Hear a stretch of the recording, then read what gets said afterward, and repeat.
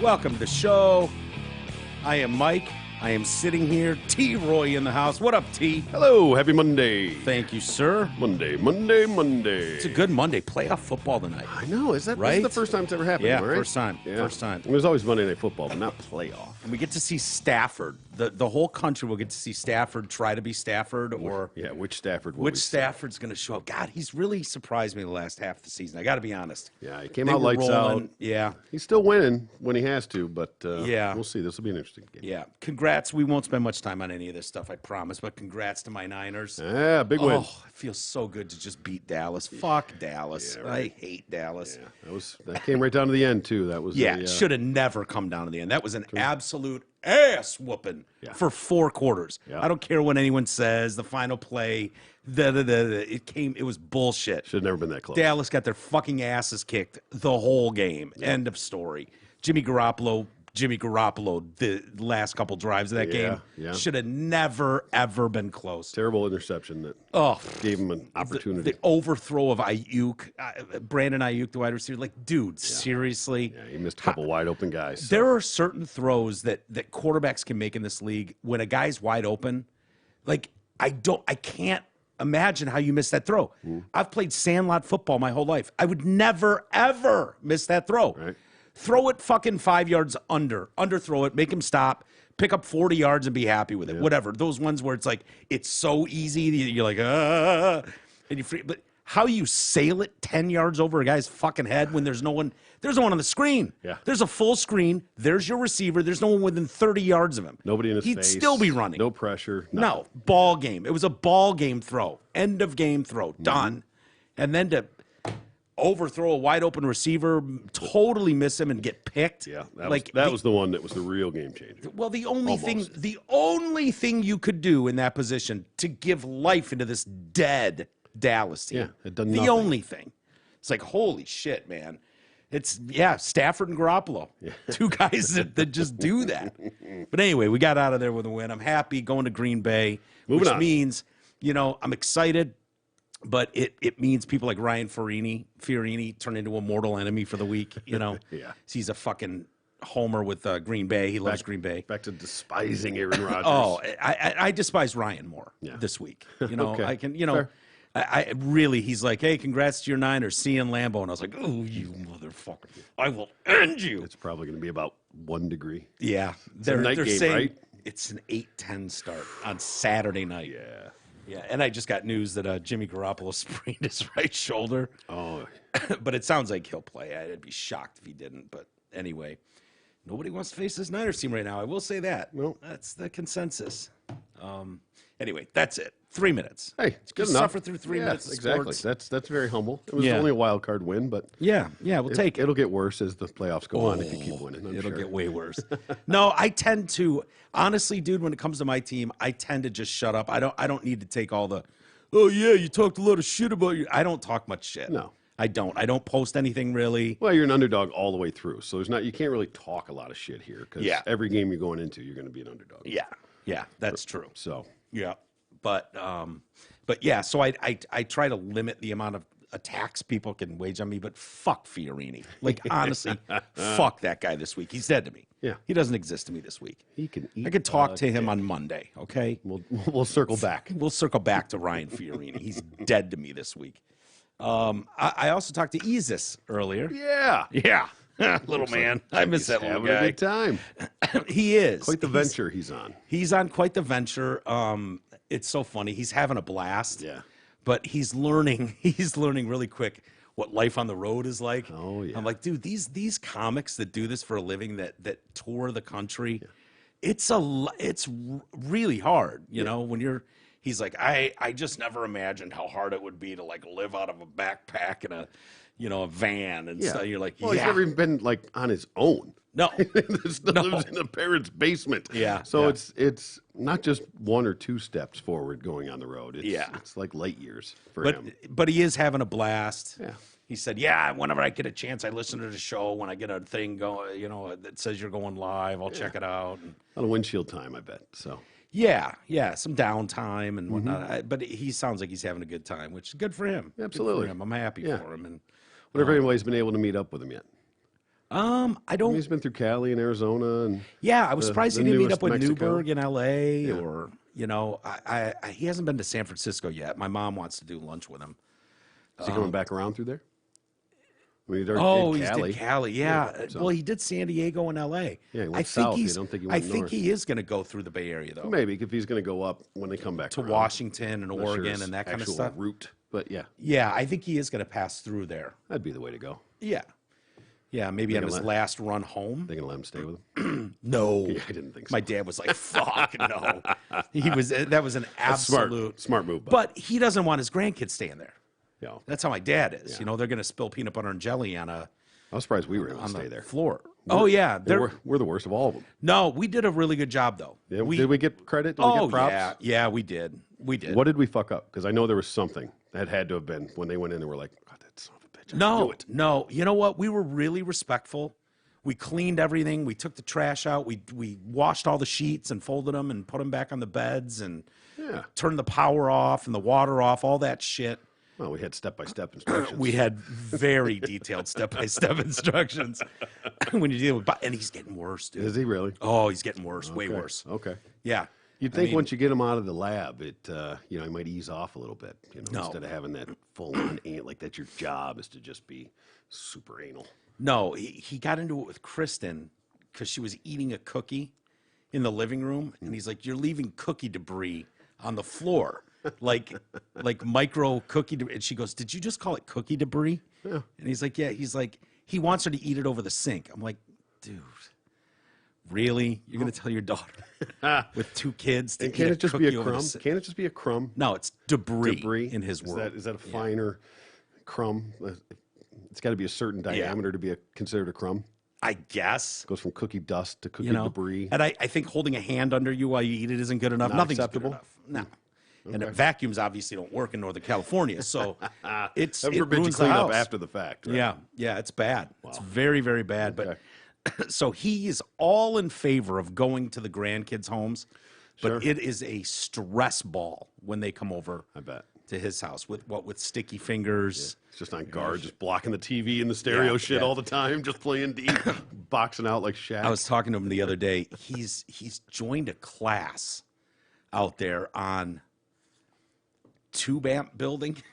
okay. And so he and 6 other dudes Yeah. meet somewhere in San Francisco, and they have their own kits, and they have some expert tube amp builder that's going through with them on what And I'm like, don't you have like 600 tube amps? Really? This is the one. that This a is thing? what we're doing now? Aren't those obsolete? Or is that Oh no, they're the shit. the shit now? You get the stuff from the 50s. Oh, okay. Those you can't replicate them, and they're the best ever. And Okay. Yeah. So there's all kinds of nostalgia for prop? a lot of that stuff. I like it. At least he's getting out. He's doing stuff, but he's a handful at times. Still having breakfast at McDonald's? Oh yeah. Excellent. Yep. Yep. Well, sausage McMuffin goes a long way. Yep. He'll go there. He knows people there. Other patrons. Yeah. Hey, Bob. Yeah. Hey, John. John, Bob, Steve. How are you? It's like, really, dude? That's They all how- have their little signed little booths. Yeah. Just they don't even say it.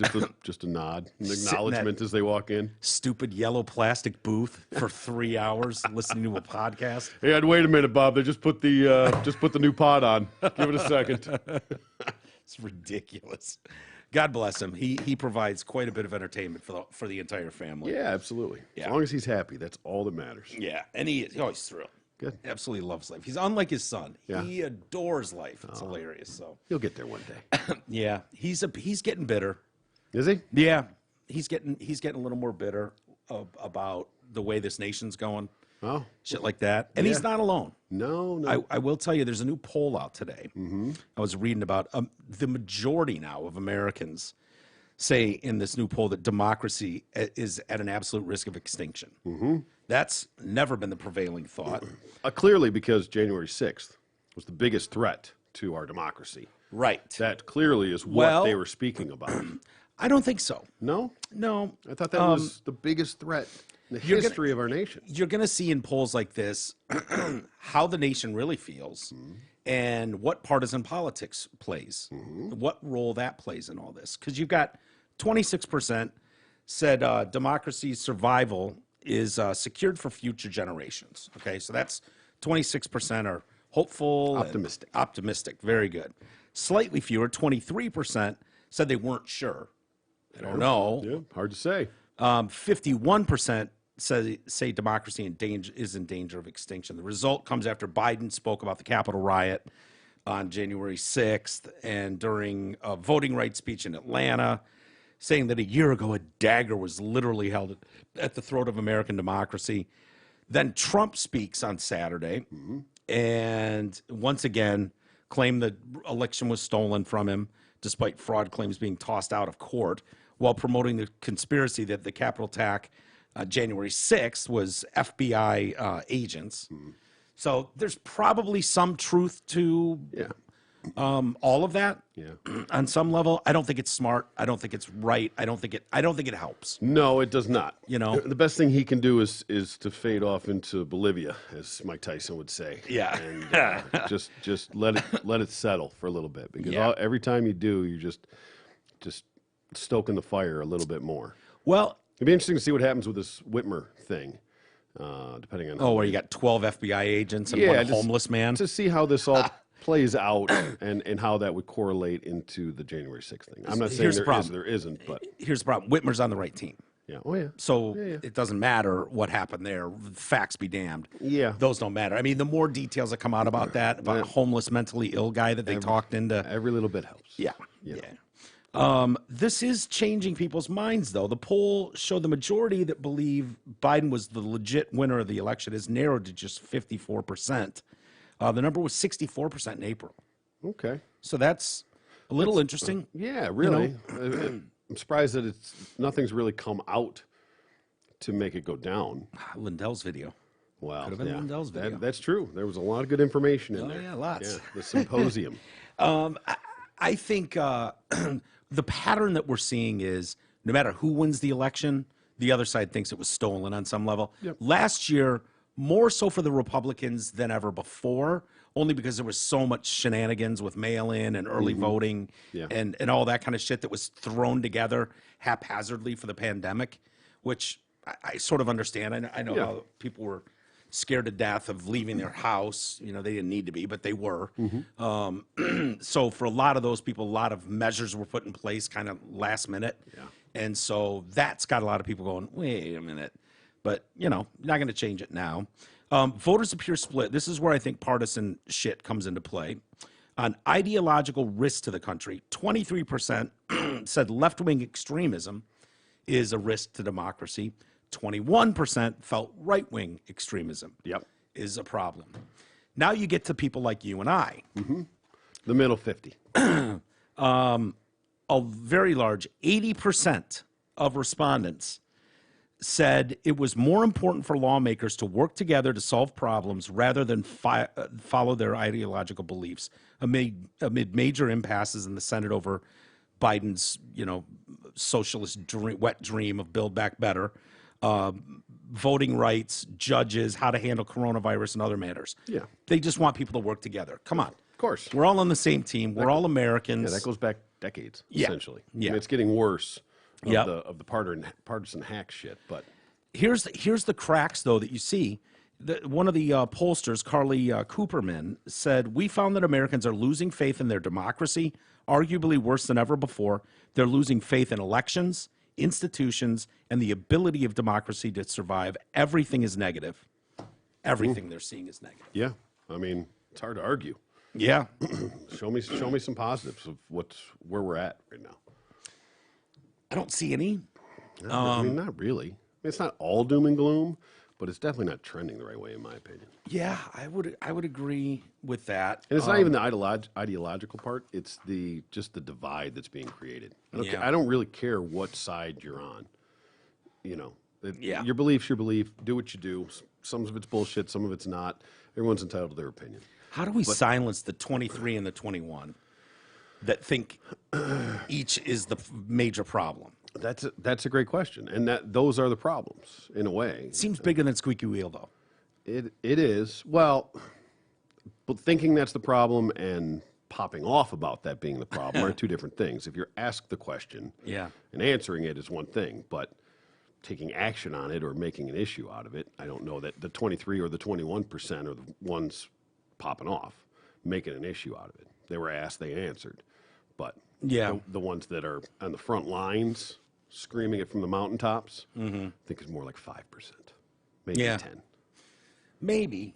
I don't, well, I wouldn't agree that the 21% that think Republicans are the problem, only 5% of them are screaming from the rooftops. I think 22% of those 101% of those 21% are screaming from the rooftops. Well, I think there's a lot of Republicans who stay quiet. Most that I know do not feel comfortable. And by most, I mean all. But, I mean, there's a couple, but most do not feel comfortable speaking publicly at a party, at work. Certainly not worth the bullshit. No. Or losing friends over, and that's just my take. That's what I see. I see people that are very, very vocal on the other side that don't give a shit who they offend, what they say. There's no consequences in society for them. The people on the right would rather just fucking sit in the corner and grit their teeth. And stay out of it. Well, the keyboard warriors are a big part of that too. Yeah, they can just hide behind a screen and a screen name and say what they do. I mean, there's a lot of people that are out in front, but there's a lot of it that are just they got the balls because.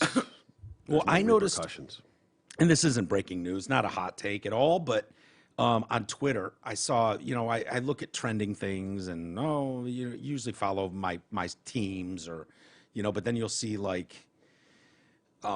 Something about Biden or something about Trump, and I go, oh, fuck, I'll bite. I'll click on it. And I'll click on it, and usually I'll get out really quick. You can see the first 20 comments and go, okay, this is just shit, whatever. But a lot of times, if you look at it, you see a comment by someone, and it's like, what the fuck, man? That's batshit crazy. What are you talking about? And then it generates 150 comments. Of people arguing back and forth. Well, he's got a point in this. He's a fucking piece of shit. And then a lot of times, if you go a little deeper, just click on that guy's icon, you'll find out he's following 2 people and has 0 followers. And you go, oh, that's what a bot looks like. Basically, that's what a bot. This is nonsense. This is total nonsense. But I almost didn't click on that. And a couple comments in, someone went, "Oh, you've got 0 followers and you're following 2 people. Fucking bot, get out of here." And it was like. Really? You click on it, and I've done that before and noticed it before. So, like I said, it's not a hot take, but no. But I'm very. It is worth acknowledging that there are a lot of forces out there trying desperately to keep us, of course, at each other's That's throats. Very true. But I mean, I don't even have my pinky toe in Twitter. I have an account. I don't do shit. I don't post shit. I follow a couple of things that I want to follow. I don't follow political. It's the best way to use Twitter, right? But my opinion of that is. I don't follow shit that I don't, people that I don't like or disagree with or whatever. I'm sure people, that's what they make their living on. So they have hundreds of thousands. They follow everyone. I don't to do stay. that. No, God, no. Who's got the time and the energy? But so in the minuscule thing that I see, it's generally all one-sided because it's, just a couple of people that I follow that I'm friends with that are that's where they go. White Oprah. But it's about it. You know what I mean? Yeah. So whatever that post is, wherever that's generated from, I would think is going to be followed by, because they're followers. So most of the people that are following it are going to agree with it. Yeah. Most of those people, if it's a news story, or something along those lines, it's a different story. But I think a lot of those people follow people they disagree vehemently with. Where they're trying to screenshot capture something someone said that is proved wrong later, so they can have their gotcha moment. What about when you said this? 6 years ago, and so they just have a collection. It's a game in a way to a lot of people. It's disturbing, no doubt about it. Do you know who James Carville is? Yeah, bald guy. Democratic strategist. Yeah, strategist. He was Clinton's guy. He's from Arkansas or Louisiana. I think he went to LSU. Okay. I love James Carville. I disagree with him on virtually every stand he has. He's a character politically, but he's great. Yeah, and he's honest. He's blunt. He's honest, and he was on some of the Sunday talk shows this weekend. Took a shot at. He was on doing an NBC interview, and he said people need to quit whining about this stuff that they about things they did not get. So, I agree with him on part of this. I disagree with him on some of it. You got a situation right now, the Biden coalition, nobody's happy. Progressives aren't happy right now. with how Build Back Better has gone. African-American activists are not happy about how voting rights has gone. And if you look at the polling, honestly, the thing that's cratering the most are independents. That's a problem. You know, the folks that just wanted the temperature turned down. You're the president. What do you fix first? Nah, I think a lot of Democratic base has not been sold or told or informed of the things President Biden and this Congress has accomplished. Oh, I haven't been informed of that either. You'd think that would be plastered all over the front page of everything. Yeah. Yeah, he wipes his fucking pants properly. Yeah. He goes front to back. It would be front page news. He doesn't shit his pants at an international meeting or fart, and it's breaking news. Yeah. You know, it's the greatest thing ever. He didn't fart in front of the Pope or shit his pants in front of the Pope. That's a win. So what does he accomplish? He says we need to focus on that. Okay, but to me, those are the things that if I'm a Democrat, I much more care about that than some word in a dictionary. I don't know what that means. That children are going to... Anti-vax, yeah, new word in the dictionary. I guess that would qualify. That children are going to bed with a full stomach and a warm house. Okay.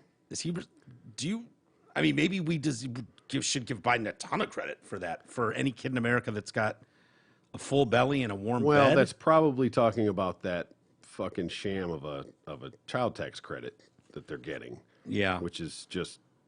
It's just spread out instead of all at one time. Yeah. So, I mean, I'm sure that does help. That's benefited quite a few people, but it's not like it's new money or free money or extra money. It's just your same tax credit just split out over the years. At least that's my understanding of it. Yeah. I care that an hourly worker, is not sitting there working at $7.25 an hour. Where is anybody getting a job at $7.25 an hour? No, but has the minimum wage actually been raised nationally? No. I don't know. I haven't followed it that close. I mean, that's the fight for 15. You're right. That they abandoned right away when they got in office. Yeah. So $7.25. I've seen a shitload of help wanted signs. I mean, McDonald's is paying $12, $15 an hour. It depends where you are too. Yeah. It depends on cost of living. If you're in Louisiana, it's a whole lot different than California. Sure. But they're paying Whole Foods workers $40 an hour in Los Angeles. Are they really? Yeah. Cost of living is way fucking more. So, they have great insurance. They make a ton of money. So I don't know who's making $7.25 an hour, but it's $9.87 in Michigan. Yeah. I don't know if there's not a federal. I think it's a per state, like you said, based on cost of living and things like that. And if it's tips, it's $6.12. Okay, I remember when it was $2. $2.52. $2.52. That's what we were doing waiting tables back in the day. Yep. He says, and I see these signs all over, even in Louisiana and South Mississippi. $700 signing bonus. Those are real accomplishments. Okay. I mean, again, that's his side. Yeah. So he's got to put the slant on making those look like That. wins. Yeah. Does Joe Biden have anything to do with a company giving $700 signing bonuses to people? No.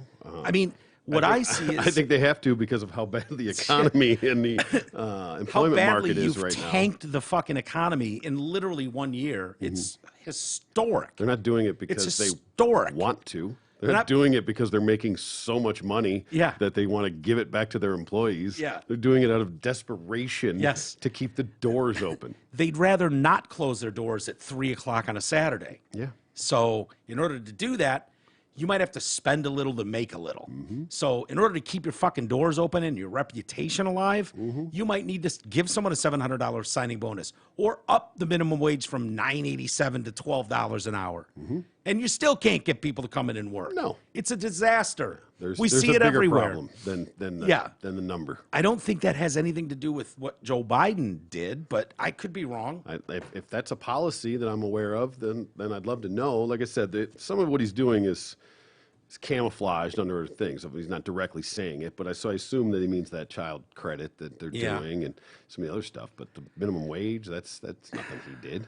Like I said, that's actually in effect. So he said, these are real accomplishments, and it's something that you can run on. I don't know that you can run on that, honestly, James. Good luck. I mean, I know you got to spin it, but... Go for it, Joe. Run on that. Run on that, Joe. Run on that. Let's see how that goes. Yeah. It's something you can run on. And again, you don't talk about what you didn't get. That's what these Democrats whine too much, Chuck. Just quit being a whiny party and get out there and fight and tell people what you did. Tell people the exact truth. The Republican Party stands for nothing other than let's relitigate the 2020 election. Let's get back at Jamie Raskin. That's it. That's their entire platform. Okay. Okay. Well, that's Setting up. spin at its finest. Yeah, that is a hot take there. Yeah. I mean, that's James? saying a whole lot of nothing. Yeah. And that's actually disappointing, in my opinion. If it's somebody, if he's a straight shooter, and he's telling the truth, But that's bullshit spin. if he's really honestly going to tell the truth about his party and the job performance they've done over the last year, you can't. that's even worse than this. Of course, spin. That's the whole point. That's what I'm saying. This is spin at its time. finest. Yeah. You know, the Republicans, all they stand for is relitigating the 20. Really? Okay. I don't know that the Republicans are killing anything, but I think they stand for border security. I think they stand for Abortion. abortion. Yeah, sure. Supporting their police department and shit like that. I think they need to do a better job with messaging too. And I think you need to shut Donald Trump up about, you hated it when Hillary did it. She's still doing it. She still thinks, there's a list of 40 things that stole the election from her. Of course. So for all you people that think, Trump's whining about the election. Well, Hillary's been whining for 5 years. Where were you on that? So, I don't know. But, Joe Biden's initiatives are not getting rammed through, and that's a real problem. He's, his. Well, that's why we're going to get rid of the filibuster. Right. So to make sure that he can actually get things through, no matter how fucking detrimental they are. Because that's a great idea to go with less partisanship agreement on stuff. Exactly. That's a winning formula. Let's just eliminate checks and balances altogether. He gave that speech, today, Martin Luther King Jr. Day. Happy MLK Day. Yeah, all right. I don't think Joe Biden personally gives a flying fuck about Martin Luther King or Malcolm X. I don't think he cares at all. His history would say that. But he's continuing this narrative of Republicans are just racist. Like, how do you think that, you were put in office to reunite everybody, to bring people back together, be the cooling, prevailing voice, the calm, after the storm. That was the thought. That was the hope. That was what people voted for. And you literally called out half the country, and for nothing more than not agreeing with you on a pretty fucking radical voting rights bill. Anyone that doesn't agree with you and your idea of what this voting bill should look like is a fucking Bull Connor, is a racist across the board. Are you shitting me? Yeah, especially when you spin it the way that it is. It's disingenuous. It's disingenuous as hell. And I think most people see that. We pause. He's talking about President Kamala Harris and former Vice President Joe Biden went and visited the crypt of MLK when they were in Atlanta. We paused and prayed at the crypt of Dr. and Mrs. King. We met members of their family, students who are changing the world just like generations of young people before them have done. In fact, Dr. King was just one of those young people. King was a 15-year-old student at Morehouse when he set out on a path to a promise that holds that we're all created to be equal and deserve to be treated equally throughout our lives. He wasn't just a dreamer of that promise. He was a doer. And on this federal holiday that honors him, it's not just enough to praise him. We must commit to his unfinished work. So then we get to ram through voting rights, blah, blah, blah.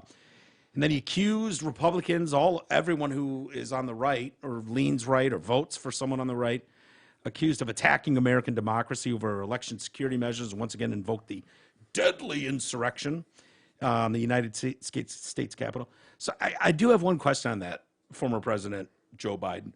How many people have been charged for insurrection at the Capitol? Because you keep saying insurrection. Oh, that's right. Not a single person has been charged for insurrection. And the one guy that was charged with sedition, that's going to fucking blow up in their face. Yeah, they tried to do the one sedition. Yeah, the one Navy guy. Yeah. That's going nowhere. The Oath Keepers leader, the leader of the Oath Keepers, I think he was. I think that was Ray Epps, was the Oath Keepers guy. Okay. He was the one that got. This dude wasn't even at the Capitol. He didn't go into the Capitol. I know. They claim they're he talking was about ahead of time, like him coordinating it. I thought that was Ray Epps, who lives in Queen Creek, Arizona. Okay. We have a listener in Queen Creek. Sent us an email not long ago. Yeah. Oh. Yeah, that one was just weird because he was like the front page dude. He was like the most wanted for a while on the FBI list. Can you identify this guy? Ray Epps was his name. And he was a member of the Oath Keepers or president of a chapter in Arizona or something along those lines. And he was the one demanding, we have to go into the Capitol. We have to go into the Capitol. And people are like, Fed, calling him out right on video. It's hilarious. But they have no interest in him now. He just quietly dropped off the list. Okay. He was seen for 2 days trying to get people to physically go into the Capitol, and now they have no interest in him, which strikes some people as a little odd. Sure. You know, maybe they've got good reason. I'd love to hear it. Maybe he's a snitch. Yeah. Maybe he turned state's evidence. I don't know. He's a former Marine. He's got a nice little farm. Yeah. Maybe they threatened ranch. Maybe they threatened his pension. Maybe. So yeah, this whole idea that Joe Biden is somehow on the front lines of racial issues, like, can we, let's go back and check the. can we just go check the tape? Why don't we go down the gamut? Yeah, let's check your record on. Yeah. He's this article I'm reading that says Biden is almost certainly unaware of what he's saying and simply repeated what a liberal on his staff has instructed him to say. That's fair. Very fair. Yeah. Just a few days ago, while lamenting the difficulty in convincing many Latinos and blacks to take the COVID vaccine, he committed a series of racially charged blunders that barely registered in the corporate media's conscience. Biden white-splained that Latinos in America resist vaccines because they're worried that they'll be vaccinated and deported. As if all Latinos in the country are illegally here. Yeah. They're all illegal. There's 60 million Latinos in America who are perfectly legal. So this idea that all of them don't want to get vaccinated because we're going to vaccinate them and then deport them. What the fuck are you talking about, dude? Oh, he's on top of it. The statement makes the insane assumptions all present in the country are illegal. Biden actually went further. He referred to the group of people as Latinx or Latinx, a term invented by woke academics who objected to gender-specific words in the Spanish language. 3% of Latinos use Latinx. Good. They find it offensive, most of them. I'm surprised it's even that high. Yeah. Less than a quarter of them have even heard the word before. Perfect. Even better. Yeah. Yeah, and I promise it wasn't Latin that created it. Yeah. It was a Karen. Karen, yeah. Some liberal fucking... I don't want to say. There's just some trans Latin. Dude, I'm not Latina. I'm not Latino. I am Latinx. I would be so fucking pissed if some woke group of nonsense invented like an American X, Exactly. Americanix term for me, and be like, get the fuck out of here. No. You don't just get to make shit up in some weird woke world you live in. No. And claim like, oh yeah, we're all Americanix. We're Americanix. No. Don't do that to me. Don't do it to them. Yeah. You don't get to do that in a fucking Stanford goddamn classroom. No, they know better than everybody. Yeah, of They're course. doing the Lord's work. Biden lectured about the fears blacks may have of the vaccine, attempting to point historically shameful episodes when they were subjected to inhumane medical experiments. They're being used to... They're used to being experimented on, the Tuskegee Airmen and others. They're used to it? I mean, it's happened. The Tuskegee Airmen are one group. The Tuskegee experiment is where they didn't cure syphilis. Like, he confused the fucking legendary black pilots with the Tuskegee experiment, that a government study on syphilis where they left them out of it. Let's see how syphilis just fucks them up. Like... I love they're used to it. Yeah. They're used to it. One of them, one of the Tuskegee art. Our crack experiment and our AIDS experiment, they're used to it. This shit. The Tuskegee Airmen, one of them just died yesterday at 102. Oh. They're used to it. He's got to be one of the last surviving Tuskegee Airmen. Yeah. Charlemagne the God's popular radio show in May 2020, he finally said, if you don't vote for me over Trump, then you ain't black. Yeah. And they were like, what? So I either vote for your 80-year-old white ass or I ain't black. Yeah. In August. It's a bold move. Yeah. In August 2020, Biden told a gathering of black and Hispanic journalists that unlike the African-American community, with notable exceptions, the Latino community is an incredibly diverse community with incredibly different attitudes about different things. Unlike the black community. No culture there. No, they're just all black. Latin, there's a lot of Latins. Yeah. But, the black is what it is. Black. The statement clearly suggests that Biden believes all black people think alike. He probably does, honestly. I know. Most people his age probably have some, ingrained racist view like that. Yeah. I wonder. It's where you get like these people. What are we gonna do with these people? That kind of shit. Yeah, It's right? from people like Biden's age who just grew up. Yeah. Racist as fuck. Yeah. Is anybody excited? I mean, is there anybody in this country that's like Biden? Like, No, yeah. of course not. My bowl of soup. My bowl of soup's doing even better than I I thought. don't even think Jill's excited about. No. It's hysterically bad. Yeah. Tragically bad. I think Jill just goes, "Oh my God, I'm the first lady." In the history books, they were going to be a footnote. Biden would be nothing more than a footnote in the history books. You wouldn't even know his name. But now, Dr. Jill Biden, will get a book and historically go down in history. She'll go down in history. They'll get richer. In 2010, he warmly eulogized Senator Robert Byrd. He wasn't just a Klan member, Robert Byrd, for many years. He was a former exalted Cyclops in the Ku Klux Klan. That's high regard. I don't remember exactly how the ranks go with the Cyclops and the ghosts and No, I can't say I'm totally familiar. the dragons. Yeah, Grand Wizard. Wizards, That's the wizards are one, high I up think, there. yeah. Grand Wizard especially, obviously. Yeah. I haven't been to a meeting in so many years, dude. know. It's been a long fucking We time. should go. Yeah, we should go. I just got my white privilege card, for the new year. That's right. Which is great. I hope you got yours renewed. Good for life. Yep. But you gotta renew it. It's like health insurance at the end of the year. File for your white privilege card. Yeah, better safe than sorry. So yeah, exalted Cyclops. I can't remember how high up on the list that is, but It's got to be something. It's not just. Oh, it's not enough. It's not. Cross builder, fire starter. No. It's got to be something up there. no, that guy's not stitching his own pointed hat together. So the former exalted Cyclops in the Klan, Biden said of him, he was one of my mentors and that the Senate is a lesser place for his going.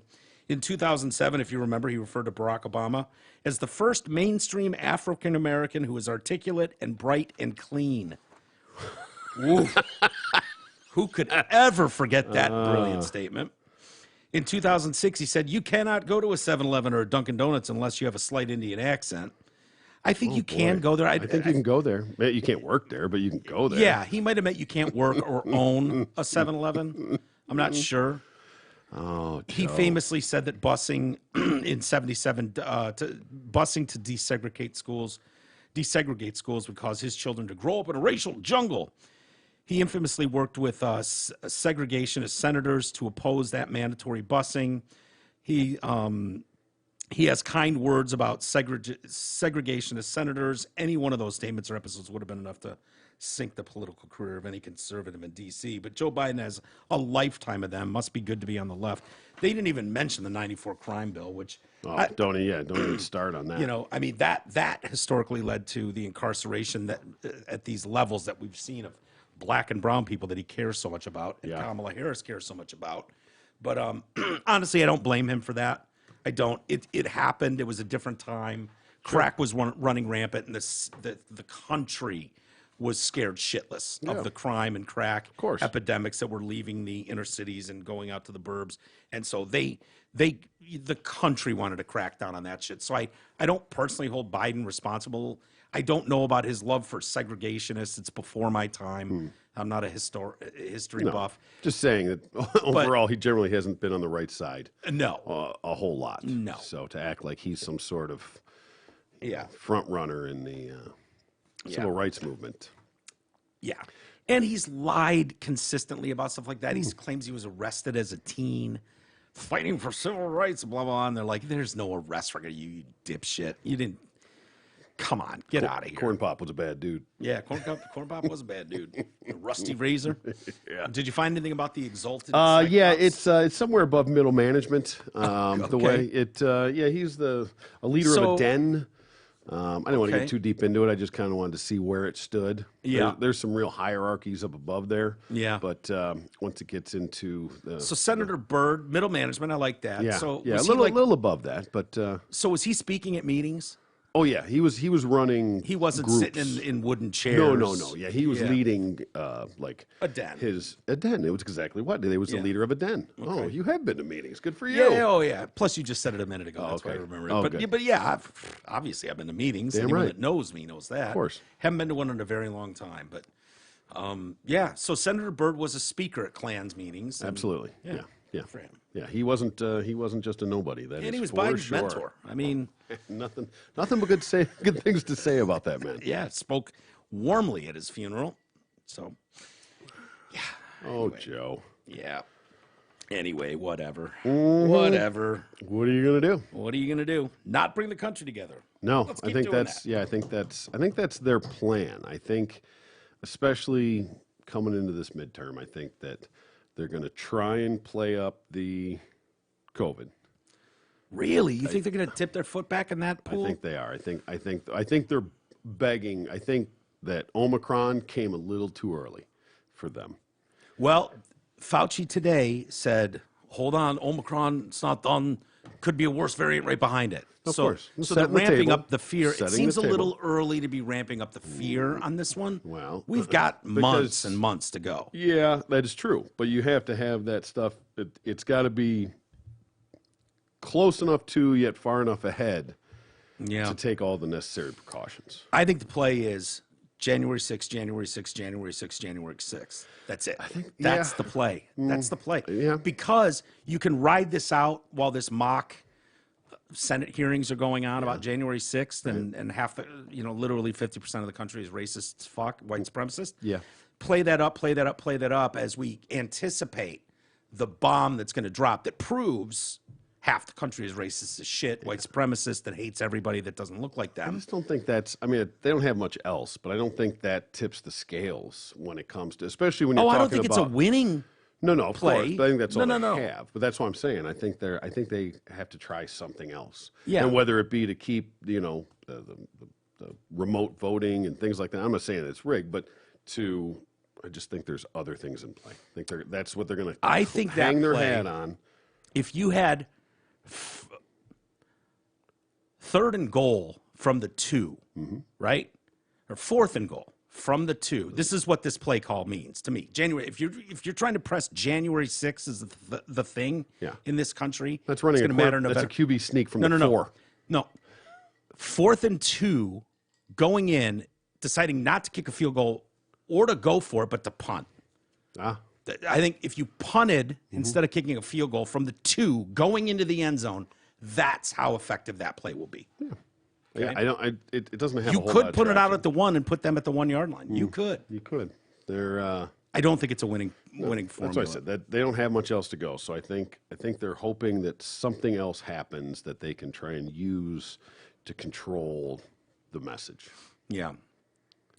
Did you see Michigan's president was blown out? I did. Banging somebody, I take? Yeah. Why is this such a crime? I don't Why know. is this such a crime? Don't you realize? I don't know what the stats are, but it's like 70% of couples get together at the place of work. Yeah, It's crazy high. It's consensual. Yeah. Right? It was there. I mean, I don't know what. It's the power. It's the Fair. power. Yeah. So you can fuck your boss. Well, no, you can't, because then he'd be in trouble. So if I'm an intern and I bang my boss, I'm not in trouble, but my boss is in huge trouble. Yeah, talk to Monica. Right. Right. Well, the problem is the woke eating the woke. Michigan's president, of course, is going to be as woke as shit. Yeah. And has all these strict policies about abuse of power. And then you can't go banging your subordinate. Well, sorry. Again, I'm all for consensual acts. Yeah. It's, I agree. It's one thing if it's, hey, you want that promotion, blow me, Yeah. or things like that. That would be not good. That would definitely be not good. Okay. So if you were the boss and you say, you can have this promotion if you blow me, that's not good. That is definitely not good. See, I think it's an opportunity wasted. Well, it depends Seems on. like 5 minutes of work could get you that promotion you've been dreaming about. Depends on what kind of a go-getter you are. Yeah. And where your moral compass points. Can you shut the fuck up? Yeah. I mean, listen, it might be absolutely worth it. You're right. It is an opportunity. It's kind of like when we were talking about that rent thing. The landlord that was having them do it for the rent.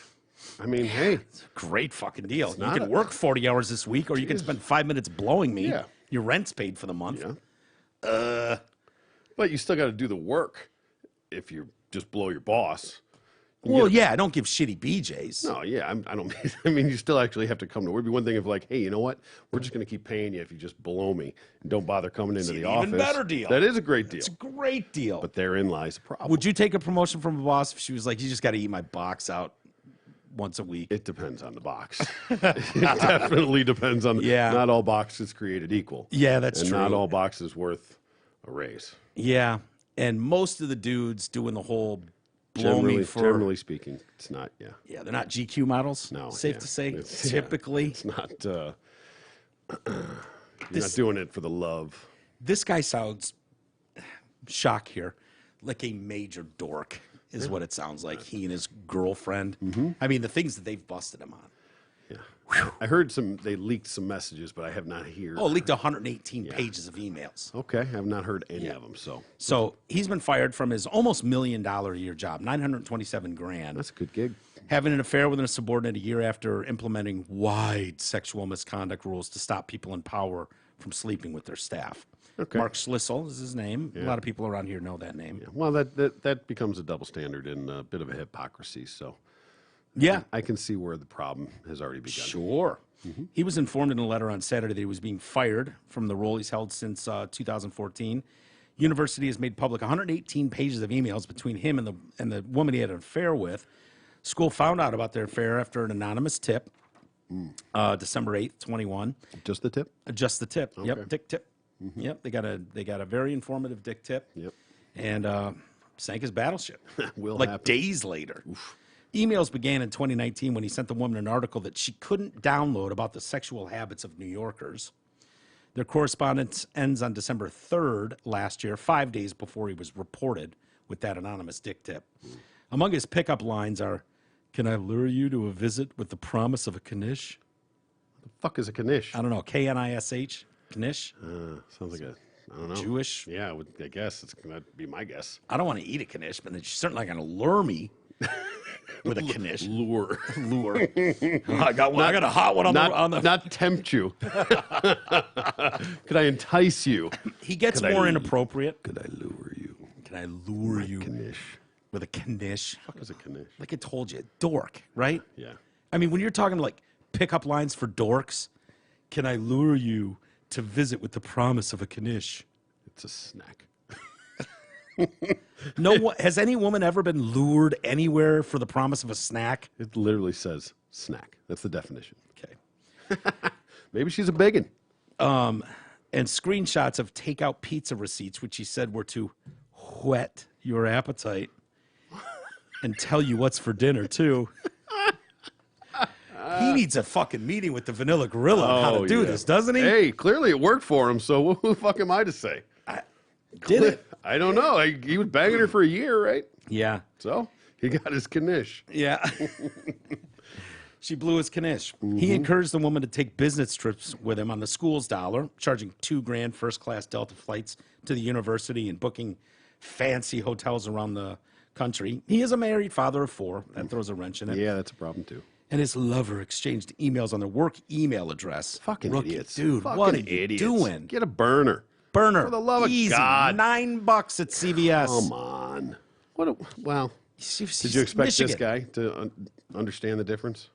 But yeah, using your work computers, work emails probably. Yeah. Not even your personal email. My smart friends have multiple. If I'm talking to anyone that's not work related, this phone. Nothing goes on the work phone. No. I don't even want you to have the work phone. Exactly. You're my friend. That's work. We might talk about dangerous shit. So you know what? You don't get the number. No. The university called it inconsistent with promoting the dignity and reputation of the university.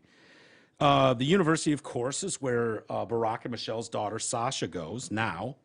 Other notable alumni include playwright Arthur Miller. Okay. Oh yeah. Big fan of art's work. Notable. Notable. Tom Brady. I was going to say. All right, more notable. And Madonna. Really? That's what my response I didn't was. know that. I thought she just went out to New York. Hey, she didn't graduate from there, did she? No, Well, then she she's went- not an alumni. She went from 75 to 77 on a dance scholarship. Did she get an honorable degree? Probably. She's Madonna. Yeah. She's from Rochester. Is that right? Something like that. Yeah. She went to school with Mike Clark. Okay, then. He was really good friends with her brother. Okay, then. What was his name? Did he have a last name? Yeah. It's All right. I was just kidding. Guccione or something. Garmacione or something. I can't remember. Like that, Yeah. You can see why she dropped it. Clark, she was, I think, a couple of years younger. So it was kind of like that, like my little sister would have been in our clique. Yeah. You know, like, yeah, get out of here, Madonna. Right. Something like that. Full of double entendres and longing, the email shows Schlissel lamenting that he is lonely. Mm-hmm. His wife, Monica Schwebs, is an environmental and energy law attorney, lives near San Francisco. Okay. Why are we having separate names? I don't know. Schwebs is better than Schlissel? Is it, though? No. I don't know. Okay.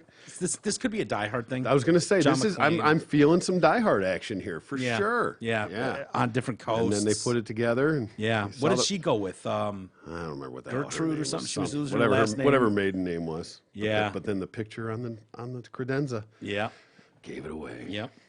He sent her a link to a spoof New Yorker article titled Sexual Fantasies of Every New Yorker.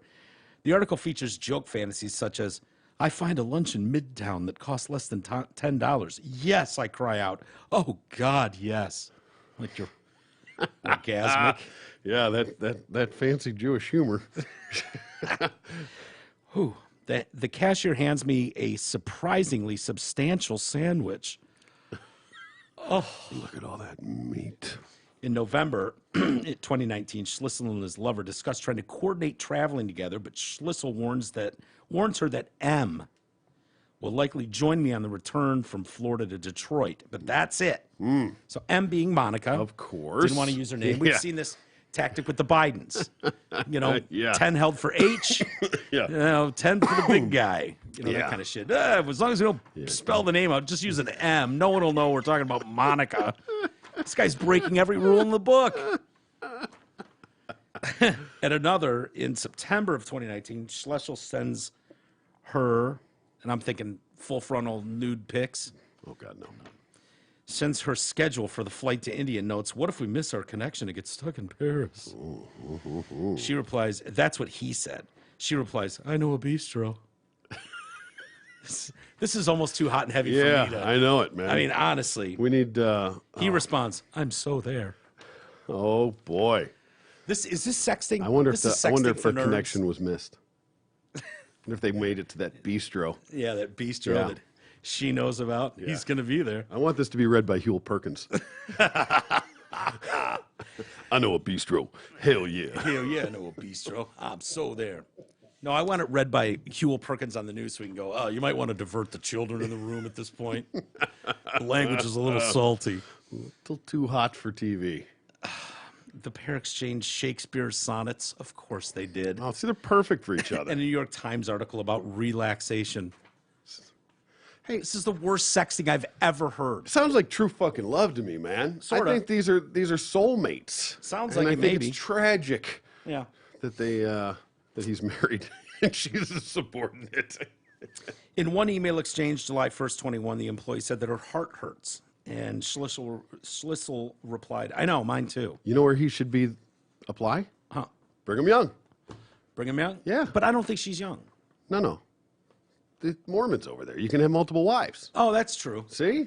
Yeah, I thought you were going with Thinking outside. No, that's where Michael Jackson went to. Right, Brigham Young. Yeah. No.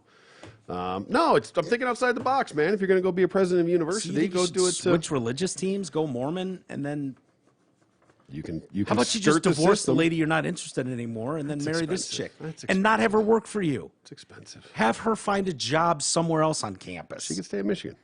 You know, he's the president. I don't mean to be sexist, but how about the president keeps his $1 million a year salary? Of course. And you go work in the fucking sports I department. think that's all under his umbrella. Yeah. Technically, as long as she works Maybe. for the Then go work university. at Michigan State and just be married to the fucking, engaged to the goddamn president of Michigan. Who cares? All good options. All good options. Better than losing your gig Yeah. over the weakest ass sex I've ever seen. Guess who's about to lose the wife and kids anyway? Yeah. It's going to cost him a lot of that $1 million, too. I'm guessing the kids are probably grown. Yeah. He's 64. Yeah. So they're probably, Yeah. The email finished with him saying, I still wish I were strong enough to find a way. Assuming that means to ditch the bag. I'm not interested anymore. Yep. I assume. It's a pretty weak gesture. I mean, listen, hey, they like are living across the country from each other. Long distance relationships are difficult. Yeah. You know, man has needs. She clearly is into his fucking warped sense of everything. Yeah. Very intellectual lovers. Yeah. So, you know, I can't blame the guy. Your conduct is summarized above as particularly egregious. Is it really egregious? Considering your knowledge of and involvement in addressing incidents of harassment by U of M personnel and your declared commitment to work to free the university community of sexual harassment and other improper conduct, there can be no question that you were acutely aware that any conduct or communication between you and a subordinate would cause substantial harm to the dignity and reputation of the great University of Michigan. Mm-hmm. Last year, Slissel spearheaded a university effort to stamp out sexual misconduct. There's a zero tolerance policy. Nice job, dipshit, when you got that going on in the background. That's going to be a problem. Yeah. But this might be the most You're not going to fix that, by the way. Conduct unbecoming. Of course not. At school, work. Anywhere. No. Yeah. You're just proximity. Yeah.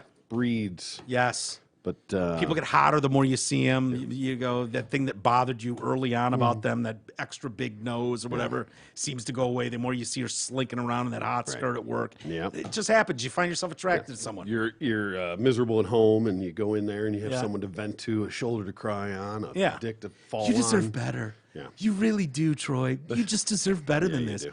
She doesn't fulfill your needs. Right. You're going, you goddamn right she doesn't. Goddamn right. That might be the most wholesome affair in the history of affairs. Yeah. Yeah. But, you know, don't get on your soapbox and preach down to everybody else about a zero tolerance policy when you're in the middle of the same goddamn thing. Yeah, that was poor timing on his part. Yeah. Mm-hmm. Maybe that was an effort to divert attention, perhaps. Yeah. A few more things. New York Middle School Okay. is issuing an apology, upstate New York, I think near Buffalo.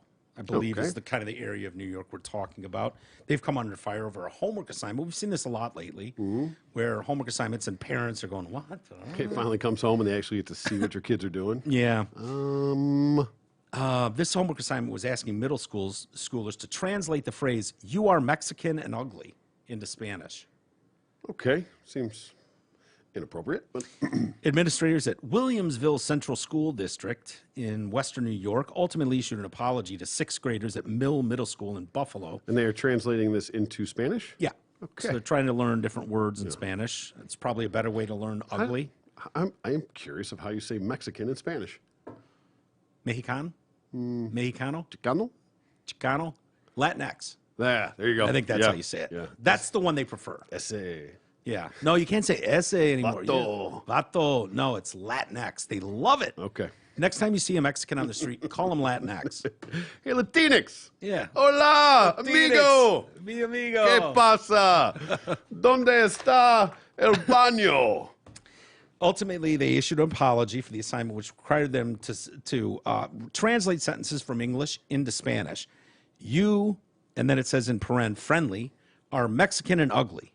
One of the questions on the worksheet read. You, politely, in parens, are pretty and American, was another one. Okay. I'm sensing a trend here. Yeah. I think those are the only ones on there. Parents of students took to social media to hold administrators responsible while expressing their horror Yeah. over the offense sentences. How does it- Shocked at this homework assignment, How does that get through? loaded with such blatant racism. I don't know. I mean, it's not the worst thing I've ever heard. It is clearly distasteful. Yeah. And, What's the inappropriate. worst part? That they said you are Mexican and ugly, or that they followed that up with you are pretty and American? That just reiterates. That just solidifies it. Kind of slams the door on it. Yeah, pretty much. But If it was like if they said you are, anyway, it's not the worst thing I've ever heard. But No. how does that get passed on? when people use terms like shocked and horrified, I go, okay, come on. All right. All right. Do you think that this means that every Mexican is ugly? That's what people think. Is that what's so horrifying? Apparently, this teacher does, Yeah. and the school board, and the superintendent who And let this could have been a all worksheet happen. passed down for 20 years. Yeah, I bet it's not. Who knows? I bet it's not. Maybe. Maybe it's just a really racist fucking teacher. It's very possible. But I would have thought something like that would have gotten caught over the years. Would you be offended as a father of children in school at one point if it said, you are American and ugly, and the next question said to translate was, you are Mexican and pretty? I don't think you would. I mean, you I'm would not see it overly as offended either distasteful. way. Exactly. I'm not going to like go storm the school board meeting. Yeah. Over it. Yeah. I might read, a nasty email. What, this is inappropriate. Actually, I wouldn't even Maybe bother. next time you went to a PTA meeting, you show that and you go, dude, you might want to update this. This just doesn't look good on its face. No. I don't think I'd schedule a meeting, but, If my kids next told me about PTA it, I would tell them, when you go into school tomorrow, I said, don't answer it. Don't translate it. And if they ask you, you tell them that's fucking retarded. I'm not doing that. Yeah. It's fucking stupid. Or tell them, give them my number and tell them to call Yeah, your have them dad. give me a call if they got a problem with that. And I expect a full A on this. But the people's reaction to all this stuff, can we even begin to unpack all that is wrong here? Who is developing this curriculum and where is the oversight? As a Latina whose children attend Mill, I am in complete shock. You're not Latinx. No, she claims to be a Latina. That's rare nowadays. I think most of them really, really prefer Latinx or Latinx. She must not be a real Latina. This is completely unacceptable, another Hispanic mother said. There must be serious consequences. Heads should roll. Yes. An apology from the district is not enough. No, it's definitely not. We need everyone fired. This is not something children can forget. This is going to be with them for life, Troy. This is, They didn't remember it in the first place. no. They didn't give a shit. And they didn't give a shit at all. They were just translating words. Yeah. Not saying it's right. No. But I think your reaction's a little over the top. This is something they can never forget, really. Although it is kind of shitty if they, I don't know what the Mexican content of the school district is, but to teach kids how to say you're Mexican and ugly in Spanish, to run around. Yeah. I don't think that's how you say it, but yeah. That's exactly how you say it. Yeah. Or you are Tu pretty es American. no Can you even, bonita can you y call Chicano. Can you call an American girl pretty nowadays? I think that'll get you jailed. It depends on a lot of circumstances, I think. Is there any place that's acceptable to call an American woman pretty nowadays? Yeah, pageant. Okay.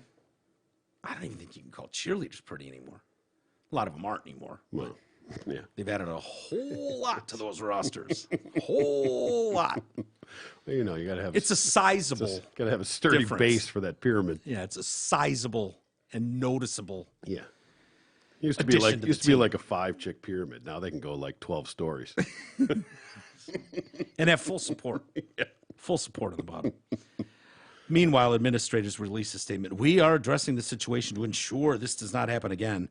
The district does not condone any instructional material that denigrates our students' families, culture, or beliefs. Really?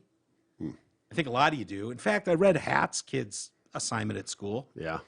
that she showed us. The whole was very anti-Trumpy and Yeah, so the idea that you don't denigrate our students' families, culture, or beliefs falls a little bit short because I believe, and I'm paraphrasing, you can correct me if I'm wrong, some of the questions on that were like, Donald Trump is worse than Hitler, explain, paragraphs. yeah. Something, essay questions. Along those lines. Along those lines. Again, I'm paraphrasing, Joe Biden is of perfectly sound mind and the greatest American president ever. Please explain. Let's Go Brandon is more offensive than the N-word. Please explain. Shit like that. Along those That was the lines. basic gist of it. Yes. Yeah. Again, paraphrasing Certainly not perhaps. pushing maybe any sort of agenda. A tad hyperbolic, but the agenda push Yes. was crystal clear. Not that far off. Yes. Yeah. So anyway, CNN reported that school officials within the district have received numerous complaints. That could be two. That's that correct. would be numerous. Yep. Over the years regarding potentially racist or offensive behaviors by teachers. Way to be all up on that, CNN. Way to stoke that fire. However, nothing has been done about it. Wow. I complained about this assignment at Casey Middle School 3 years ago. Nothing was done. Another question, the judgment of the unidentified Spanish teacher. I had several issues with a specific Spanish teacher at Middle School over the years. Many calls were made and unfortunately fell on deaf ears mostly. exception one amazing guidance counselor that has since retired. Well, and that can absolutely be just some rogue asshole that probably doesn't need to be in that position. Yeah. And it could be just a very poor decision.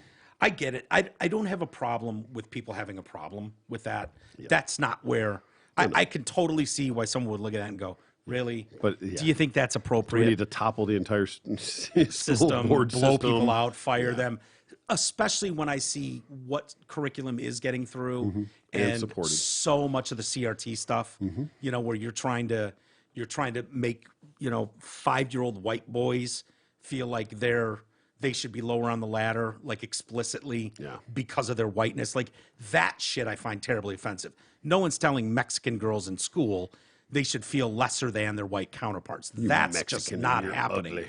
You know, you're Mexican and ugly, you're American and pretty. Like, I don't know what the assignment is going for. Maybe there's an explanation I'm not seeing. And that could be 2 questions taken out of a 50 that... It was like 10. Yeah. It was like 10. And maybe they're going for different adjectives to throw into these sentences, kind of like a Mad Lib, so that kids get who knows? Yeah. Could be. It's in poor taste either way. Exactly right. You know, and it's so easily avoidable. Yeah. You know, very, very true. So that's why I don't believe that it's accidental. Yeah. But why would anyone? How level of malice is involved? You could probably get away with it if you said, "You Russian girl are ugly. You Belgian boy are pretty." Like, and no one would have a problem with it. Maybe. I think that you could do it better. So you want them to do better? Do better. Buffalo schools, middle school, do better. Do better. Yeah. Fair enough. You heard it here first. Sad story today to report to you. Should I put the sad music on? No. Okay. Involving Ghislaine Maxwell. Okay. She's decided to stop fighting to protect the names of 8 men accused of having sex with underage girls. Okay. And who besides Prince Andrew are we talking about? We're talking about 8 people that...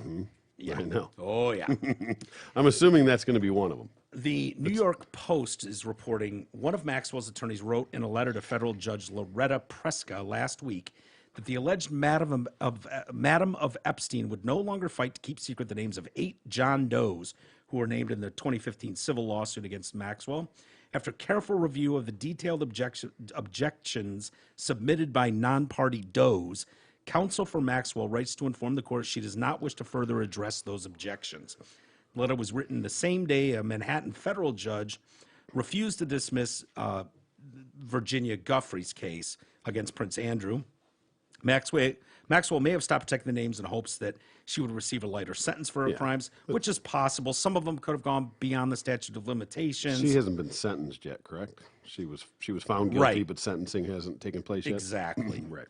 Even if that's not the case, that statute of limitations, blah, blah, blah, or... how does that mean to stop fighting to keep them anonymous? Well, I mean, they're listed in the complaint as John Doe 11, John Doe 83. I don't know why that they, maybe they're prominent figures. It sounds like they're prominent figures. But I mean, so is their identity already known? Or is she the only one that knows them? So that when we see the court filings, it's all redacted. Right. But I'm saying the names are obviously already out there. But how is she the one that's somehow protecting them? I don't know. Okay. It could have been part of a plea deal. Maybe. Who knows? Yeah, I'm just curious of what her actual fight has entailed of keeping them anonymous. Their names come out, and there's going to be civil cases against them anyways. So even if it's beyond statute of limitations, she gets a lighter sentence. Maxwell's testimony could be central to such cases. So maybe she was going to plead the fifth on all of them. Yeah. It wouldn't go anywhere. Maybe. Maxwell is unlikely to get as light a sentence out of this she would have. She just offered to cooperate initially, but it still could be an improvement for her. I look at this totally different. Really? This sounds like a suicide attempt. Well, you know what I mean? Yeah. But you don't have to do that publicly. You could put that word out privately and say, "Hey, she's going to talk," and you're done. How is that not a suicide attempt? What? How is that not a suicide attempt? Well, it is. That's what I'm saying. Yeah. But either way, word's going to get out. I mean, the lawyer's going to petition the judge or write to the judge. Well, then by those standards, he did kill himself. Who? Epstein. Oh, by suicide attempt, I mean the cameras are going to be turned off and the guards are going to go missing for an hour at a critical time. Well, that's you say he didn't kill himself, but suicide by definition is killing yourself. So, but that would be like saying suicide by cop. I'm saying it's suicide by guard, suicide by Clinton, syndicate crime member. God, I absolutely would love to see what these 8 names are. Trump. Wait. Yeah, probably. Trump would probably be on there. Gates. Can we get Gates? Gates would be. Gates? Oh, if we could get Gates on Clearly, there. Andrew. No, I think Andrew's already outed. I don't think he's part of the 8. John Doe. You don't think so? No, I think it's 8 separates. So we got Clinton. Yeah. We've got. Here's what I know: Clinton, Trump, for sure. Yeah. You've got Kevin Spacey has been on those flights to Pedo Island, so maybe he was fucking little boys. Yeah, I was going to say I didn't know they had That boys could be there, one. but all right. Gates would be a monster. Yeah, it would. It broke up his marriage. Yeah, it that would. relationship fucking ended his marriage. Yeah. There's a lot of shady shit with Gates that people don't know about. Lots of shady shit. When you get to that I would point. recommend go watch Jimmy Dore break down Bill Gates with one of his reporter friends. I can't remember his name. It's brilliant, and it will change the way you think about Bill Gates. Sure. Across the board, without question, your opinion of Bill Gates will dramatically change. Just go to YouTube, Jimmy Dore, Bill Gates. Unless you don't like the truth. Yeah, unless you want And to then it's stay all hidden. bullshit. Yeah. But Far-right that breakdown propaganda. is as good as you'll get, and it's fucking brilliant. And you will see Bill Gates as a different person after that. So let's just throw Gates on the list. Yeah, That's fine. I like that one. That's the best one yet. That's a great ad. Yeah. That's a fucking career killer. That's a take you down all the way. To Chinatown. Yeah. Yeah. When you talk about going down to Chinatown, that's as hard as you can take. You think the cops take you down hard in a tackle? No. Be Bill Gates and be accused of fucking an underage child at Pedo Island. Funny how on it's the probably Lolita all Express. relative of what it costs. Yeah. You know, if you're only worth $1 million, you pay X. Yeah. Bill Gates is going to cost you $1 billion. Yeah. Who You know? cares? He's worth hundreds of I millions. get it. I'm just saying. It's funny how it's relative. Yeah. what- And Bill what that Gates is the type of value person is. who would absolutely, unequivocally pay $1 billion to stop the fucking bad press. He would. Yeah. Just like he buys the press. Of course. Okay. He spent hundreds of millions of dollars buying favorable press. That's the kind of guy you're dealing with. So there's no reason he could either continue with his fucking wonderful existence or he could have that destroyed. The only way he continues with it then would be to pay this broad $1 billion. He wouldn't even know what was missing from his bank account. Nope. He could write that check. Yeah. He could literally write that check. That's staggering. You could write that check. And then would it be worth it for the young 16-year-old girl to have to deal with Pedo Island creep Bill Gates for one afternoon and cash $1 billion check? Hey, I mean that depends on your moral compass, I suppose. My moral compass is bankrupt as shit. and your I'm left turn pissed at my goals. parents because I was a cute fucking kid and I said they should have dangled me over to Michael Jackson. Yeah. I would have taken $33 million. Sure. He could lick my butthole for a weekend. I don't give a shit. Yeah. Diddle-diddle-diddle. Yeah. There's a little blood in my fucking underoos. Who cares? Yeah, you'd be all right. Take my $33 over million. it. Thank you very much. He probably wasn't that hung anyway. I'm going to build my own amusement park, sir. just take his. I don't need yours. Yeah, I'm still to this day fucking livid with my parents. They didn't ship me off to Jackson, just dangle me over the fence. That's negligent. It is. It's child abuse. It is. They could have set me up for life. Look at me. I'm a struggling piece of shit. Yeah, exactly. I didn't have to be, Troy. No, it didn't have to be this way. It didn't have to be this way. Bob, this is your fault. It is. God, some of those pictures, I'm adorable. He would not have been able to fucking... Handsome lad. Yeah, he would not have been able to not bite on that. No way. I'm his type. Yeah. I could be entertaining. I could be fun. I'd play all the games and shit with him in the backyard. Yep. We'd watch movies together. He'd eat my butthole and Bada boom, whatever. bada bing. Bada boom, bada 33 bing. mil- 33 mil. Absolutely. Not a bad deal. I'd be living on it now. You wouldn't? It's a good payday. You wouldn't? Oh, fuck, I'd do it today. Yeah, I'd do it today too. I'd blow Michael Jackson. Are you kidding me? Let him blow me. Fine. No problem. Yeah. Jim Jordan. Do you know Jim Jordan? Michael's brother? No. No. So far from Michael Jordan. Oh. He's a Republican congressman or senator. Okay. He wanted to be a part of the investigation team looking at January 6th. Okay. And he had publicly made some really harsh comments about, hey, man, Nancy Pelosi's in charge. She's the Speaker of the House, majority. and she's in charge of the Capitol Police. I have some questions about why you called them off. You wouldn't let them come here. You wouldn't call in the National Guard. I have some questions about that. So all this was supposed to just be a Trump witch hunt, blah, blah, blah. And so Jim Jordan was on that, and one other Republican that had some serious questions. So it was supposed to be bipartisan. Yeah. So she was like, how do I make this quote unquote bipartisan and get this fucking asshole who's going to be up my ass out of here? Yep.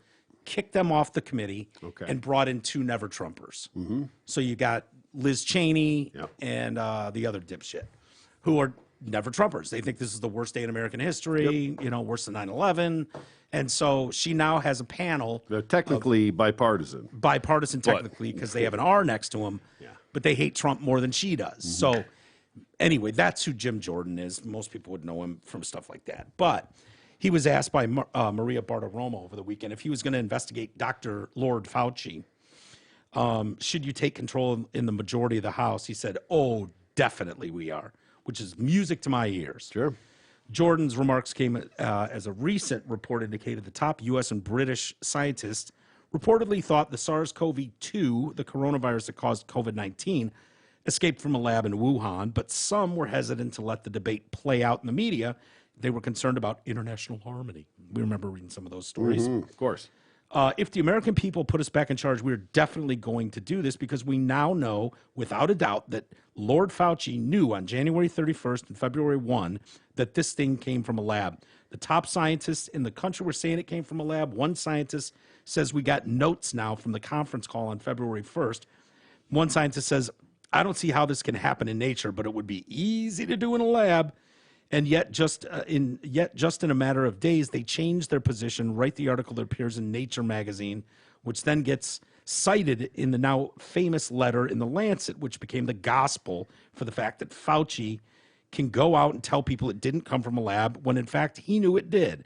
The interesting thing is we point this out. We just learned last week that 2 doctors who were most adamant that this thing came from a lab early on is Dr. Christian Anderson on just January 31st. He says this to Dr. Fauci in an email. Virus looks engineered. Virus not consistent with evolutionary theory. So he knew it came from a lab. An email from Jeremy Farr, Sir Jeremy Farr, director of the Wellcome Trust, February 2nd, said that a likely explanation was that COVID had rapidly evolved from a SARS-like virus inside human tissue in a low-security lab. However, a top Dutch scientist and a top U.S. public health official warned that discussing the lab leak could cause serious geopolitical issues and could harm China. Oh, can't have that. Can't have that. They can harm the whole world, but we can't harm China. Cannot have that. In May 20, let's see here, Dr. Francis Collins, the then director of the NIH, replied to Farr, writing, I share your view that a swift convening of experts in a confidence-inspiring framework is needed, or the voices of conspiracy will quickly dominate, doing great potential harm to science and international harmony. Another scientist, Dr. Ron Foucher, a Dutch virologist, responded to Farr, further debate about such accusations would unnecessarily distract top researchers from their active duties and do unnecessary harm to science in general and science in China in particular. These fucking guys, man. That's what we're worried about. China. Yeah. China. David Asher, who led Trump administration's investigation of the origins of COVID, said in May that the Wuhan Institute was up to some very hairy stuff with synthetic biology and that biostatisticians from the U.S. government calculated that the odds of the coronavirus evolving naturally was 1 in 13 billion. So you're telling me there's a chance? There's a chance. Asher said the government's probe was finding that there was almost no evidence that supported a natural zoonotic evolution or source of COVID-19. The data disproportionately stacked up as we investigated that it was coming out of a lab or supernatural source. They originally said 1 in 13 million, and then they later revised it to about 1 in 13 billion. To say this came out of a zoonotic situation, a huge difference, is sort of ridiculous. There's a huge difference from 1 in 13 million to 1 in 13 billion. Yeah, they checked their math. Yeah, they showed their work. Yeah, good job. Hey, you know how much money you're going to need in retirement? Nope. Are you sure you want to outlive your money? Having a plan today means you can adjust as your life changes. Retirement does not have to be a mystery. Contact Mark and Jay at LPL Financial today and learn the answer to one of the most important questions for your retirement. Call 248-626-2000 and ask for Mark or Jay. Securities and advisory services offered through LPL Financial, a registered investment advisor. Member FINRA SIPC. Don't forget to switch the camera, T. Oh, I gotta do that? Yeah, just a little bit of audio. I found this interesting. You know, the Supreme Court did not want to look at when people were going batshit about election integrity. Remember right after the election, and everyone wanted the Supreme Court to take this up. And whether you agree with the Supreme Court should have taken it up or not, seems like a pretty big issue. You know, that one that could have been settled by the Supreme Court, but they decided not to look at that. It's always weird which ones are going to take. They're going to take the gay bakery cake case. Yeah, right. You never know. Exactly. Yeah, you never know. There's a shitload of them parked there that they can pick and choose from. Yeah. I'm curious how that process works of what and how they pick them. Yeah, it's probably a lot like how we pick stories. Yeah. Whatever grabs your fancy. Yeah, do this one today. You would hope it's more mature than that, but you would hope. You know, because that's I'd pick the easiest ones. Too, so there's got to be a process. Yeah. Mm-hmm. So anyway, they've picked a case. They announced on Friday that we'll hear oral arguments in the case of a former Washington High School. My favorite argument. Oral ones? Yeah, not anal ones. No. I agree with you. I think oral ones are better. I prefer. A high school football coach in Washington who was fired over his tradition of post-game prayers. Oh, I hate when that happens. Yeah. No teacher or coach should lose their job for simply expressing their faith while in public, Kelly Shackelford said. She's representing the case. What if you when you come out and you give all praise to God for the win, the big man was looking out at you? That's okay, but you can't actually just have a prayer? Yeah. Oh, same kind of thing. Just checking the rules. Just want to know where we stand. Yeah, I think prayers have been going on in locker rooms before football games. Historically, I think. Yeah. Bring it in, boys. Bring it in. Yeah. Lord, I want you to look after our guys today. Like, it's just. They used to have like preachers in the locker room, to do the actual prayer. A lot of them still do. Yeah. Yeah. A lot of teams have a. Tell Notre Dame they can't pray. Yeah. Right. So by taking this important case, the Supreme Court can protect the right of every American to engage in private religious expression, including praying in public without fear of punishment. We look forward to presenting the coach's case, which goes to the heart of the First Amendment, to the justices. Joe Kennedy's case, now 6 years after the events, has led to renewed optimism by the coach, who still desires to return to the football sidelines. 6 years away from the football field has been far too long. I'm extremely grateful that the Supreme Court is going to hear my case, and I pray. That's what you got your trouble in the first place, sir. I had to throw that one in there. Learned nothing. I see what you did. I pray I soon will be able to be back on the field coaching the game and players I love. Not everyone was pleased with this decision. People that want separation of church and state. Yeah. A lot of people think that's in the Constitution. It is not. No. I used to think that was a thing. I used to go to church parking lots at night to smoke weed. Yeah. Because I thought cops couldn't come there because it was separation of church and state. Oh, okay. I don't think I have a deep fundamental understanding of separation of church and state. You were just being a smart ass. But I thought that was actually a thing. And for the record, I never did get caught. So yeah, it worked out in my favor. So God was looking out for you. God was looking out for me. Yeah. Big ups. No child attending public school should have to pray to play school sports. No student should ever be made to feel excluded, whether it's in the classroom or on the football field, because they don't share the religious beliefs of their coaches, teachers, or fellow students. So that would be an argument that was a good argument if the coach was making players join him for a prayer circle. If it's optional, you can opt out. Okay. Yeah. So if you have 50 players on a team and 48 of them want to take the knee and get in there and 2 of them don't? Yeah. Okay. No one's going to have a problem with that. And those two are excluded. Imagine the one kid on the team who drops a fucking carpet at the 50-yard line pointed towards Mecca and wants to pray 3 times a day. Imagine telling him to get the fuck off the field, take your religion somewhere else. Yeah, we can't have that. That guy would be on the cover of Time magazine as a hero. Yeah. But this guy wants to kneel. And I believe the coach was kneeling by himself at the end of the game. Doing his own thing. At 50-yard line. T-bowing it. he was T-bowing it, and then kids started joining him from both teams. Sure, right on. And then it kind of became a thing, and he'd bring him in. And optional. Yeah. Fucking go figure. And if this guy was going, Muhammad, you don't belong in here, or, Get out of here, Jew. Yeah, like that would be a thing where you go, hey, man, you can't exclude kids, or you can't force kids to be in it, but quietly just allowing if they choose to and some want kids to trickle into the circle, and most kids go straight to the locker room. Yeah.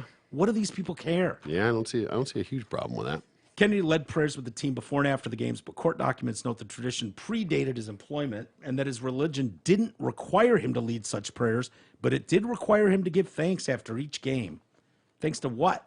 Thanks to the big man. Big man upstairs. Everyone knows who you're talking about. Yeah. Not fooling me.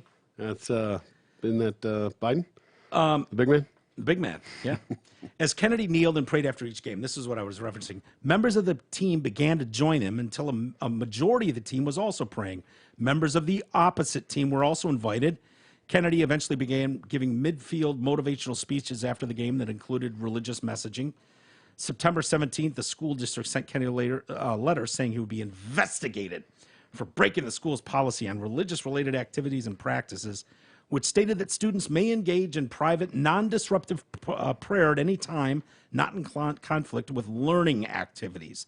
And school staff should neither encourage nor discourage a student from engaging in non-disruptive oral or silent prayer or any form of devotional activity. Too. Oral prayer? Yeah. Kennedy cooperated, and then he went, hey, wait a minute. Sounds like that's what he did, though. Yeah. Sounds exactly what was happening. Yeah. Of what they said that he was allowed to do. Sounds exactly what he was doing. Yeah. It was after the game. It wasn't forced. It wasn't taking away from their studies. Yeah. It wasn't encouraged or discouraged. So not sure where the real issue lies. Well, he started to follow when they were like, knock it off, stop praying at midfield. He did for several weeks. He just didn't do that. And then he was like, wait a minute. Did they start light losing? bulb just went off. No. Oh, all right. A light bulb went off his head, and he went, you know what? The game's fucking over. Yeah. My duties as a coach end when the game ends. I want to hold this prayer at midfield. Go fuck yourself. I'm going to. There you go. So he did. Now the Supreme Court's going to hear it. Seems like just the thing we need to hear. Well, I mean, I think it's bigger than that one case. But again, I can appreciate that. I can see both sides. It should not be forced. It should be all-inclusive. Organic. But something that's like that is completely, it's after the game. It doesn't seem like there's anything wrong with it. Yeah. Nobody had to come. People chose to do it. And the fact that it grew organically like that, it speaks volumes of what it was and what it actually meant. Yeah. Well, I had to dig pretty hard because I wanted to hear what these speeches were like. Yeah. I found audio of one of the midfield speeches he gave. If you want to hear it, see if it's too Jesus-y for you. Okay, no, absolutely. I'd like to hear how it goes. I sent it to you if you can play it. Yeah, for sure. Nice job, man. Way to fucking dig deep. It's not easy. Dear Music's Lord, a bit much. we pray that we may win this game today. We ask that you give us the strength and the courage to win our second straight state championship. We ask, Lord, that nobody on our side is seriously injured. We know in our hearts, Lord, that we are the best team. We ask that you allow us to win this game.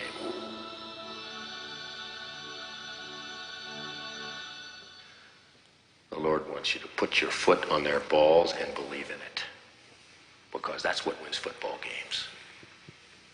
Not jumping off sides like a bunch of wimps and faggots. All right, lift your heads, boys. Prayer's over. I talked to God. I'm through talking to God. Now I'm talking to you. You're going to be out there in front of your families, student body. Every girl you ever had a heart on for is going to be out there today, but you will not be going to no sock hop tonight, boys. You will not get no honey on your stinger tonight if you don't go out there and bust your ass. Because this is it. This is the big one. I want you to taste it. I want you to smell it, son.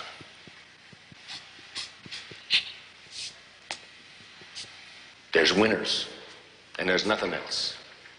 I don't give a shit what those pinkos over in Russia say. You want to be a loser, you go live in Russia. I'm not a loser. I'm a winner. I'm an American. Who wants to be John Wayne? Who wants to go out there and grab a root and hang on? Yeah. Who wants to get a mean on? Get a mean on, son. Let me see you get a mean on, son. Now, who wants it? I want to know. Who wants this? Who wants to get a mean on right now? Who wants it? I want it. Look at how that jacks the players. I mean, it's just. I don't see anything wrong with it. I mean, that is inspirational. Yeah. That is. The religious tone wasn't too much for you? No. I mean, it started off a little heavy. Yeah. But I think it brought it back around. Yeah. You know, kept it all encompassing. Yeah. I don't see how that could be non-inclusive. I think everybody gets the message there. Yeah. I don't think that's strictly for, Christians. It's how you fire your squad. Yeah, I think everybody can get on board with that. I would hope so. Yeah, competitive juices flowing. Definitely. Yeah, get a mean on, man. I Get got a mean on right now. I got a mean on right now, I'm gonna too. knock one out. Hell yeah. I want to get honey on my stinger tonight. Yeah. I do. I want to smell it. I want to taste it. You know, it's funny. I was watching there's a lot of talk about the coaches that are being fired around the NFL, after the end of the season. Rich Bisaccia, is that his name? Vegas. In Vegas? Yeah. And I was listening to guys on TV, the talking heads talking about him. They have to go through the process of minority coaches, interviewing minority coaches. I don't So see why they you can't do just- it. I don't see why I guess you technically have to have an interim coach if you Right. fire somebody during the season. So, but if you keep your interim coach, Yeah. I don't think you should have to go through the process. Yeah. I would agree with that. I think if you're going to go through and you're going to interview, but if you get done with that, like the Ed Ogeron thing at LSU back in the day, when they got done, they were like, "That's our guy." They didn't have to go through the bullshit of interviewing other people. They're like, "You know what? Yeah, that's our guy. We're going to stick with him. Yeah. He's getting his shot now." Yeah. And I'd be willing to bet that he gets. I mean, there's talk of Harbaugh going there, whether that's legit or not. Sounds like the team's really come out in favor of him. Rich. Yeah. Well, what I heard that I thought was interesting was former players. And he was at the time, Bisaccia was a fucking DB's coach or a linebackers coach. And these guys were saying that we would sneak into those meetings because the crew that he had assembled were so fucking jacked up from what he said to them pregame that when they were taking the field, they were fucking monsters. We wanted to know what the hell was going on in these meetings. So we would fucking get done with our meetings and then sneak in for the end of these meetings just to hear this guy speak. Yeah, it goes a That's long how way. powerful Rich Bisaccia is or whatever. Yep. And so, something like that. Words matter. Words matter. Yeah, these guys Absolutely. can fire him up. Who was it? Coach Sutter that slammed his head into a fucking. Fuck, knocked himself the fuck out. Broke the chalkboard and ran his head into there. Yeah, he was D coordinator for the Harrison Hawks. Yeah. And slammed his face into a fucking Yeah, he used chalkboard. to before every game, he'd run from the front of the room to the back and bang his head into the fucking no helmet, no nothing. Yeah. Fucking maniac. Maniac. Yeah. Yeah. Tough dude. Yeah. He was the and guy he that fired his dudes up. So fired all you guys up. Oh, yeah. And he's the guy that would play full on 100% dodgeball with best his dodgeball classmates. player I ever saw. Yeah. Absolutely. Guy's a beast. Yeah. That 7th hour gym is legendary. Oh yeah. Oh yeah, that was all the football players got to go do that. So Yeah. it was just an early get out early, Get out go early. get a little work up a lather before you got out on the field. Hell yeah. Yeah, he was the master of the lob, throw you the lob because if you got to catch it, you would get him out, Sutter out. Yeah, and then fucking bean ya. Yeah, he was actually the master of as it was coming down, beaning the ball. So that ball would ricochet into your face. Yeah. As you're looking at that one. Not hit you in the face with that ball. He would hit the other ball in the air and make that one come down and hit you in the face. And he didn't care. He'd take anyone out. Oh, animal. He'd Animal. wipe anyone Yeah, out. yeah. And that's wasn't just for the weak. regular gym class. The nerd wasn't. Yeah. He made you play. Gonna toughen you up. He'd fucking hit chicks. He'd blast fucking weak kids. He didn't care. No.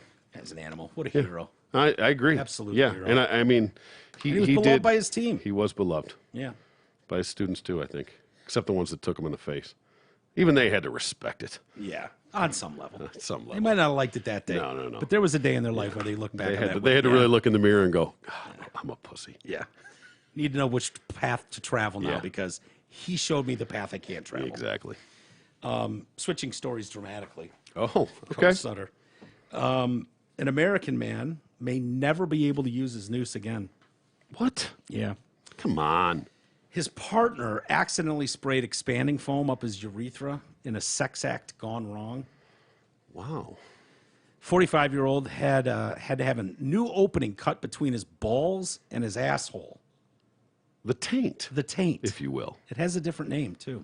In order to urinate. So wait, he did what? Sprayed great stuff up his dick tip? Yeah. The foam hardened and became anchored to his penis. Oh my God. He will only qualify for reconstructive surgery if he passes a psych evaluation. He was struggling with impotence, so he couldn't get rock. I didn't know this was a thing. They're shoot great stuff up the dick hole Yeah. to make it expand and Like get hard?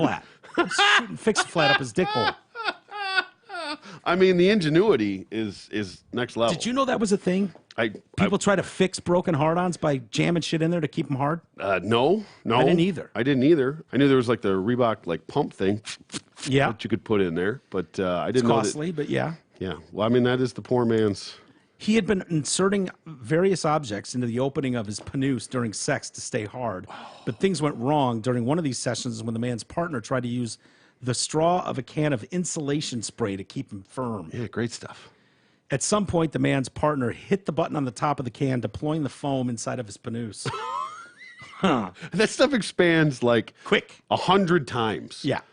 Holy shit. I'm surprised his dick didn't just explode. What's it called? Great stuff. Great stuff. Yeah. It's like a can, like WD-40, and then it's got the Yeah, little yeah. thing. Oh, no, and it's that yellow foam that goes Yeah. and sprayed around like windows and doors and shit like that. Yep.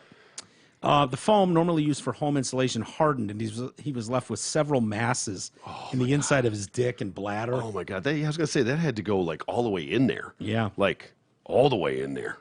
Urologist said the man waited 3 weeks to seek medical attention. Hoping it would maybe dissolve on its own. I mean, I can't imagine wanting to go in there with that, but Yeah. probably shoulda. He finds himself increasingly in more pain, and then there's some blood. Yeah. Where the blood's coming from, because it ain't coming out the dick hole. You wouldn't think. It ain't coming out there. Scans found various masses of the hardened foam, with some measuring up to 4 inches long. This is called sounding. Do you know what sounding is? No. Sounding is when you jam shit in your dick hole. Okay. Yeah. So Sounding awful. sounding awful is right. A urologist said that sounding, where men insert various objects into the opening of the urethra, that's the dick tip for ladies out there who don't know, Oh, the pee hole. Ooh. was becoming an increasingly common home remedy among impotent men, despite carrying serious health risks. Medical staff managed to extract the foam from inside the man's bladder during surgery, but the masses located inside his noose proved more problematic. Using specialized tools, probably the Kelly scissors, I think. Doctors tried to grab the foam and pull it out through the opening of his dick hole, but this proved impossible. Yeah, because the dick hole's little, and then it went into the big stuff. Yeah. So there's no, oh. Not pulling it out. No, oh. It became apparent that the man suffered from urethral stricture disease, a condition where the urethra, the tube carrying urine out of the penis, becomes scarred, causing it to narrow. So it's like a funnel. Oh, and then it gets worse. It gets worse, yeah. The scarred tissue effectively anchored the foam in place. Medics were forced to perform a perineal urethrostomy, where a new opening is made between the ball sack and the asshole, right through the taint, Right through the taint, yeah. to remove the fragments. This procedure diverts the urine stream away from the penis, with the new hole behind the ball sack used to expel urine. So he's pissing So like now a he's girl. got to sit. Oh, He's gotta man. sit. Yeah, well, that's what you get. Following the surgery, 3 tubes were inserted to help him pass urine and remove fluid from the procedure. No issues were identified after the operation. And the man is expected to go further surgery to repair his urethra, but only after a psych assessment. Now, the patient, who is currently homeless, Oh, it gets worse and worse. it's just keep on coming, Oh, will only qualify for an assessment if he achieves a stable living environment. So now he's got to find a got to get a gig. place to live He's before gotta you can get get a a psych job. evaluation, before you can get the great stuff out of your dick hole. While they said it was rare for objects to get stuck in penises, other items such as straws. Okay. Want to put a straw in your dick hole, T? No, I don't. No, I don't. Cotton tip swabs, that would be way better. It would be better, but straw. still no. Batteries, Jesus Christ. Nails? I'm assuming AAA at best. You're going like C, D, Going D. Oh, but I'm like a 9-volt just to get a little zzz at the end. Oh God! Have someone lick it. Just the top of the Just the 9-volt. Have that sticking out at the end as you're doing it. No. I lost my mean on, by the way. Yeah, I've lost my mean on too. God. Cables. Some people are putting cables in there. Okay. Like jumper cables? I think more like speaker wire. Yeah, baby. Reasons for insertions could vary from a mental condition. Yeah, I think that's pretty clear. Sexual gratification to prisoners intentionally doing so to gain temporary release from prison for medical treatment. Well, that's the only one I could fucking respect. Yeah. Yeah. I mean, that at least has Yeah. a win at the end. So these doctors are saying the case also highlights the need for healthcare workers to always treat patients with understanding and compassion, no matter the extreme nature of cases like this one. Wrong attitude and tone of voice are a simple inquisitory sight may break the trust of our patient in us and generate shame, guilt, or anger. Dr. Walters would not do good. No. Dr. Courtney would not do much. I'd be like, bro, What the what fuck? the fuck, dude? Wait, hold on. You don't even live in a fucking home and you let some cunt spray your dick hole with Fix-A-Flat? Are you kidding me? What were you thinking? That's what Dr. Walters' response would be. Yeah. It's a tad judgy. Yeah, It's a tad I would judgy. tell him, though, dude, I'm not judging. Yeah, not to preface it with, what I'm the not judging, fuck? but. I'm not trying to shame you or guilt you, but dude, bro, really? Yeah, do better. Really? Really? I don't know that No, there's... I need you to explain this to me. And what did it sound like? The foam was actually discharged by accident, like the hose was supposed to go in, but then it was accidentally discharged. There's some thought that maybe it was accidentally discharged. I think you're trying to pump it up. That stuff expands. Like, I'm gonna have like a huge dick if I put that stuff in there, and it's gonna go. Well, I don't know how you can claim accident if it's connected to a fucking tube of this stuff, and the straw is connected, and you've got it in your dick hole. Comes with a safety cap that you have to remove. Yeah. Before you can depress the button to dispense said foam. There is no space for gossiping, for judgmental attitudes, or for any form of personal comment. I'd be a shit doctor, but I would have to comment on that. There's no way. I know. That's why you're not a doctor. And for the record, if I ever go to... It's literally the only reason I'm not a doctor. That's fair. I agree. But if I were to go in there with fucking foam dick or something shoved up my ass, I don't want to... If they give me the side eye, I'm going to be pissed. I'm going to be pissed. You're a fucking professional. I'm paying for this. Fuck you. Yeah. Just get in there and take it out. Get it out. Just do your fucking job. Drill the hole between my fucking balls I didn't and ask for your opinion. I don't need those judgy eyes from you. Remember that couple that got caught butt fucking? And every once in a while, it's a very, very rare condition, but a chick's asshole, it might be with a guy too, can just clamp and grab your dick and not let it go. Ooh, and there's no way you can grab him by the hips and pull him out. No? Locked. Oh, man. The butthole just goes, mine. Shuts it down? And just clamps down. Yeah. It's like the end of a turd where it just cuts it off. It's over. It guillotines down. It locks down, and it's like, mine, I'm not letting go. I'm not letting go ever. Oof. And there was this couple in India, and the dude's butt fucking his wife or his fiance or whatever, and the townspeople had to carry him like a funeral they were procession. connected. And he's stuck in her asshole. They got a blanket over him, and they're just riding down the city. There's a fucking like 8 men holding sticks with these 2 clowns on it. Oh, my and God. He is locked in her asshole. Well, I mean, if you go soft, can you get out? No, I don't think so. I No, think it just hangs on it. keeps Just like, I'm not letting go. cinches down no matter what. No way. We can look it up. It was a story a few years ago. It was Maybe. awesome. Okay. So I thought they gaped. I didn't know they cinched. They do. Okay. Cinch apparently there's no getting out of it. Butt vice. Who would you call first if that happened to you? Oh boy. You calling for an ambulance? You calling me? You calling? I want to know how long it would take before I called somebody. Like in that moment, fuck. Oh shit, I'm locked. Like, Let go, bitch. Let go. like mousetrap on the Unclench. dick. Yeah. How long do you have to go before it becomes an emergency? Like you're like, okay, Would you give it 20 minutes? Maybe longer. Like, okay, just breathe, relax, have a glass of water, fucking get in there with like the dish soap and shit, you know. Yeah. Fucking, All good moves. I would try that. Try, Some sort of what about Vaseline.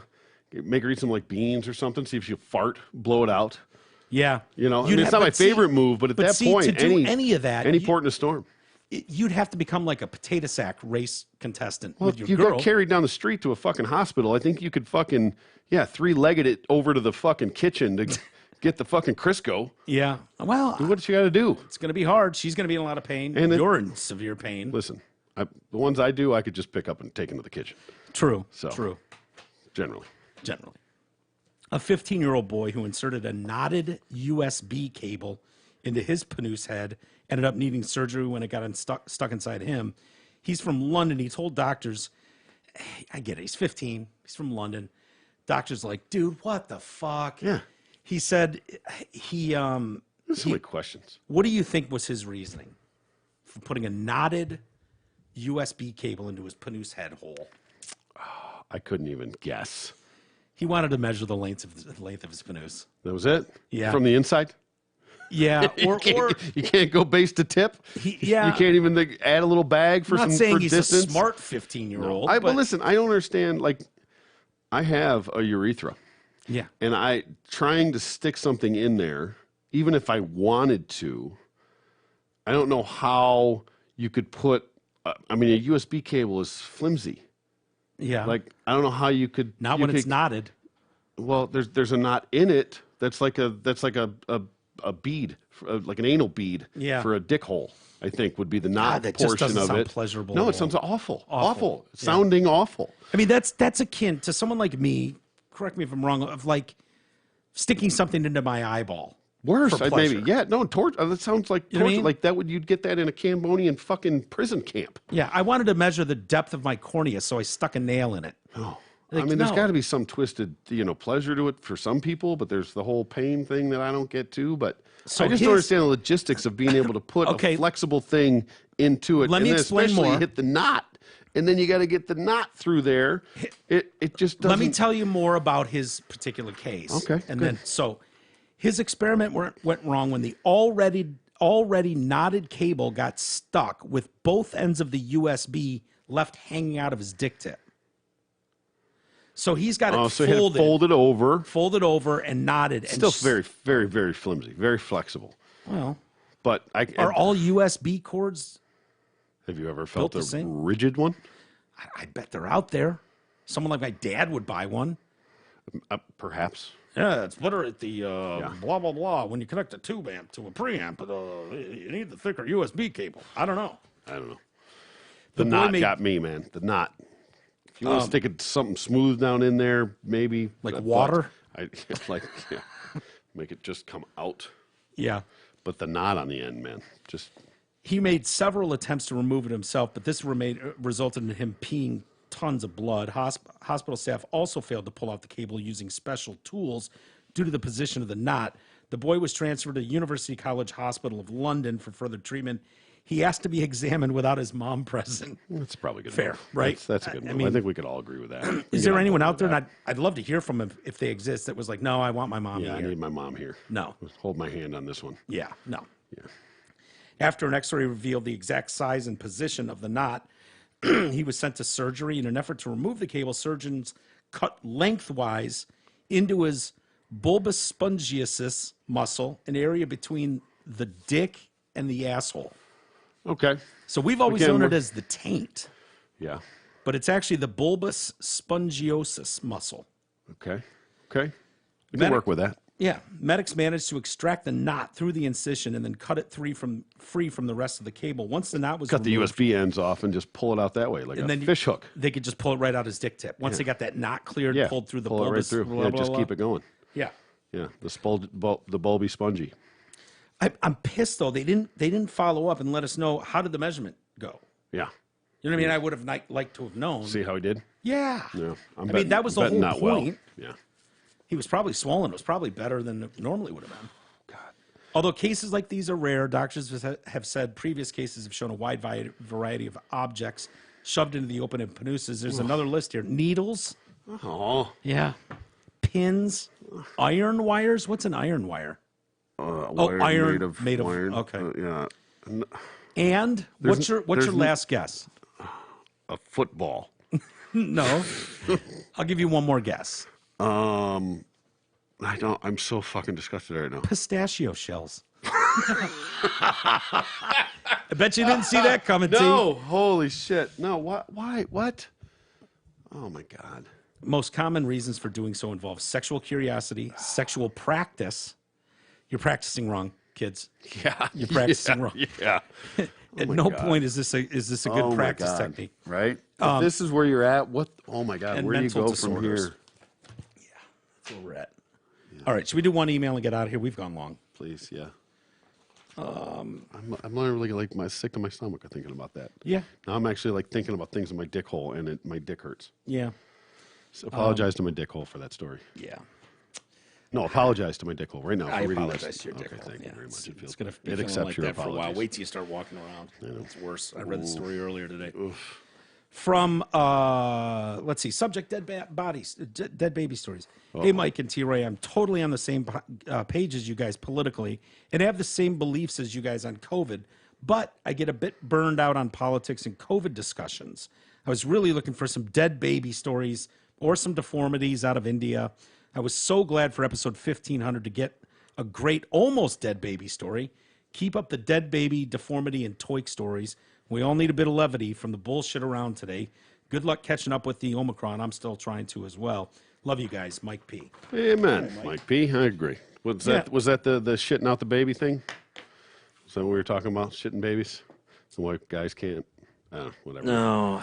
I don't want to spoil it. Go back and listen. Yeah, I don't remember which almost. Oh, was it the one that was chucked in the dumpster and then had a bunch of garbage thrown on it? Yeah, I think so. Maybe. Yeah. I guess That was an qualifies. almost dead baby, right? Because it survived. It could have been that. Yeah, well, I'll keep looking for those stories. Don't worry. I do Feed like your twisted to. appetite. I do hear from a lot of people that they listen to the show, and this is where they get their news. So I feel a sort of obligation to kind of inform people as much as we can about the latest goings on in the world. But I try to mix in as many. I think that was a pretty colorful story we ended on. Yeah. And sure. the end of the show tends to get a little more colorful. For Generally, those that yeah. get mad at us. Let Just her- fast forward we'll- 30 minutes. We'll let her and rip. Yeah. We'll be up to fuckery in no time. Trust me. We'll be back on the fuckery train. Handle, No time. We're like a TV show mullet. Yeah. Business in front, party in the back. Exactly. And the fact is, if you find those stories disgusting, the best part of a podcast, pull it forward 10 minutes. We'll be into something. Onto something else, yeah. Yeah. We will. Yeah. And I'm trying to be mindful of, because I'm sick of it. A lot of the COVID stuff or political stuff. I get sick of it too. So I'm with you there in a lot of it. So I try to keep some of that stuff interesting. You got to Try stay and I on do. point to some degree. Yeah. Keep you abreast of current events. Exactly. It's the only Let way you to know do how it. fucking brainwashed you're being. All right, T, let's go watch playoff football. Yeah, Monday night. Monday night wild card football. I love it. All right. Do it. Have a great rest of the day, everybody. We'll see you tomorrow.